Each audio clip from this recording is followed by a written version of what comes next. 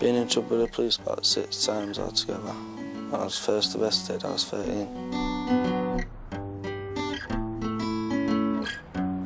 I was wagging school and I got arrested for criminal damage on some traffic lights and I was taken to the station.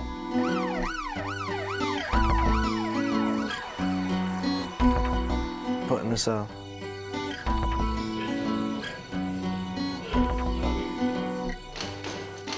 Got a bed in there, a window and the door, hanging. I was scared when I got there and when I was in the cell.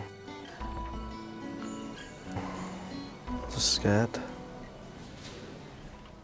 I stayed out of trouble for a couple of months after that and then me and my mate on the street up.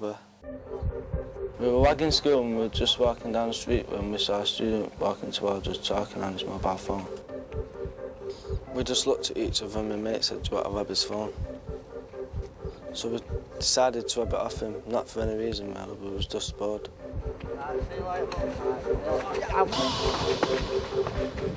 I didn't really think anything of it at the time, but I felt bad afterwards. We got away and the guy was driving around with the police when he caught us and they pointed us out when we was walking down the street and the police just come over and said, "I'm arresting you for robbery." Went to the police station, both got interviewed, charged, and then we had to go to court. Felt scared when I went in court because I didn't know what was going to happen. When I went in, they took my name, my date of birth, my details and everything. Sentenced me to 6 months and I was going to a secure unit. The secure unit was for age 16 and under and I felt really scared because I went at home. A normal day would be like normal education in school, but you just do one room all day. And there was pool tables in there, computers, badminton and tennis and that, football. The thing I miss most is freedom, not going out with my mates and not being able to eat what I want. And after I got that out, I did another phone robbery.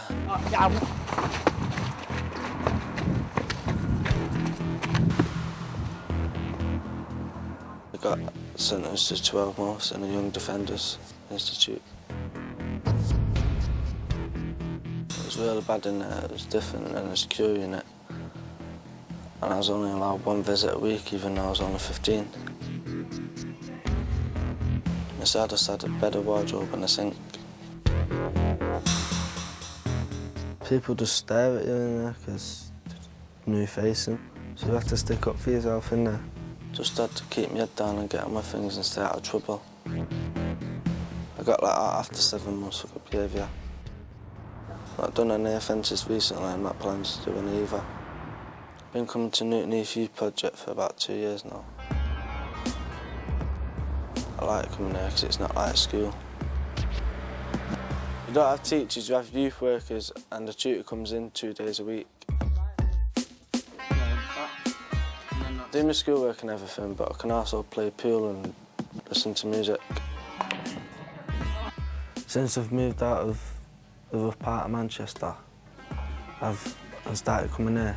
It's changed and I've found better mates who don't commit robberies. My mum's really proud of me because I feel like I've grown up.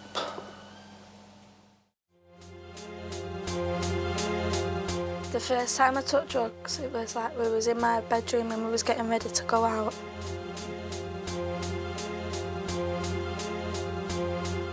And my friend turned around and said, "Should we have some pills tonight?" And I said, "What are they?" And she said, "Well, it's like ecstasy and you take it and you go, like, it makes you have a good night." But I was scared to at first because I thought, oh, what if I die off it or, like, it turns bad on me. So then I just thought, oh, no, I won't take one. But then it was like paranoia as well because, like, they was taking it and I felt like the black sheep out of them. Like, I weren't having none. When I woke up the next morning after taking the ecstasy, I was dead dehydrated, so I needed loads of drink because I was dead tired because I'd not had no sleep, I'd been up all night. Me and my mate, we knew these guys, so and they had some ecstasy set. So they said, do you want some, because we know you take them when you go out. So we said, all right then.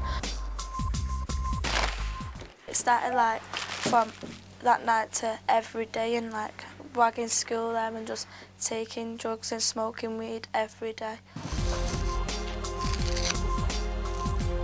When you're high on it feels like you just don't care about anything around you and it blocks everything out. When we first started taking ecstasy, it was just like one tablet like on a weekend, and then it was going up more and more each time because like we weren't getting a buzz. It was going up to like 4 and 5 at a time. My mum first knew like I was taking drugs because I had like no sleep and I was always angry all the time, and I lost loads of weight through it, and like she knew it weren't me because like I didn't lose weight dead easy like that. Started arguing with my mum like all the time, then that's what's scaring me because I thought like I'm going to lose my mum. So they'll just leave me alone and just get on with your own life? So I knew then like it was time to start coming off him, and I knew like I was getting really hooked on him.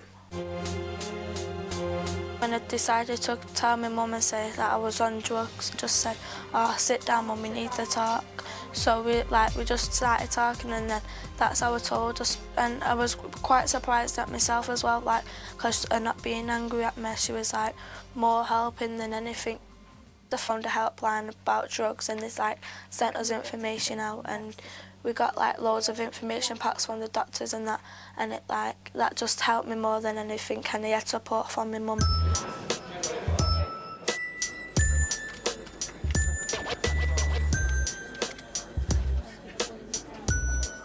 I was scared at first when I stopped taking them because I thought I might just be worse because like my system's used to having them, so they might like it might hurt me or something because I need them in my system because my system's used to that now.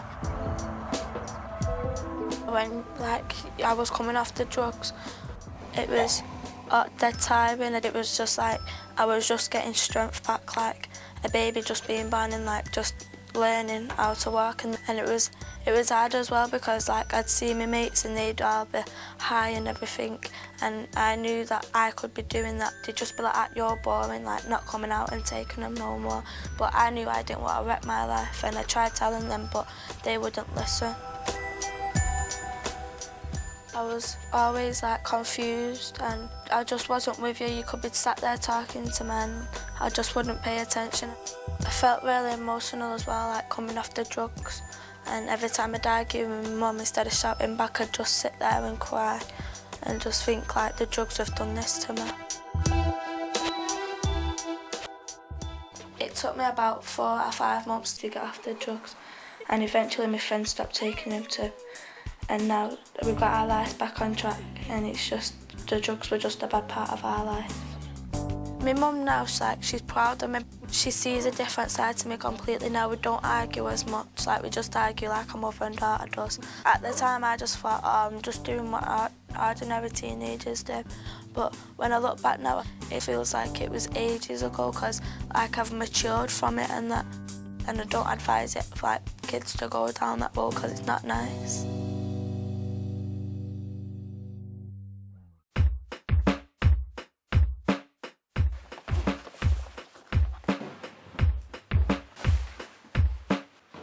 One morning, I went to a mate's house like I normally do every morning.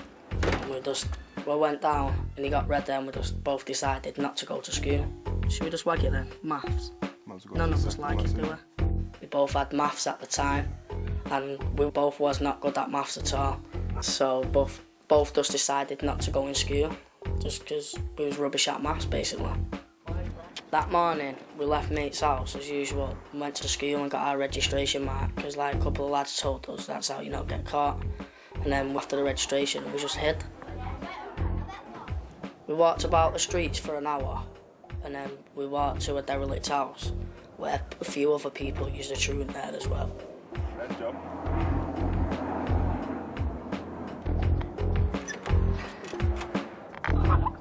That's how bad you look. I was a bit worried, at first, in case the teachers found out I'm my mum. So I was saying to my mate, we're going to get caught. And he was like, nah, we're not. and then we didn't, and that's when I was buzzing, so we didn't get caught. When I come home, my mum like asked me how it went in school. How was your day at school? Alright. I felt glad, and I just felt like doing it again because I got away with it once. I felt like I could get away with it again and again. I went in school a couple of days a week, so teachers like thought I was still coming in. And some days I used to go back up to the school, get my dinner, get the mark, and then come back out. We just come back here normal time, so our mums would think that we've actually been in school. Altogether, I was wagging it for at least 3 to 4 months. I went in one day and I was in form room, and the head teacher like called me to his office, and he phoned my mum. Met me in the office, and he just said, "I'm not having it anymore off you. You're gonna have to go, find somewhere else." Didn't think that the head teacher would like kick me out of school for truanting. Thought he would have just like put me on report card or something like that, but he never. Kicked me out, and then I had no education then. Get in here! When I got expelled, Mum and Dad shouted me in the living room. Why are you in the school lying to you? They can't be lying all this time because they've kicked you out through it now. And they started going mad saying that I'm not going out like for a month. And then I started answering back saying no. And then I just ended up getting grounded for longer. Just sad, you? Yeah, well, you're grounded, getting kicked out of school. Sad. And then they had to sit in my room for ages while all my mates was out.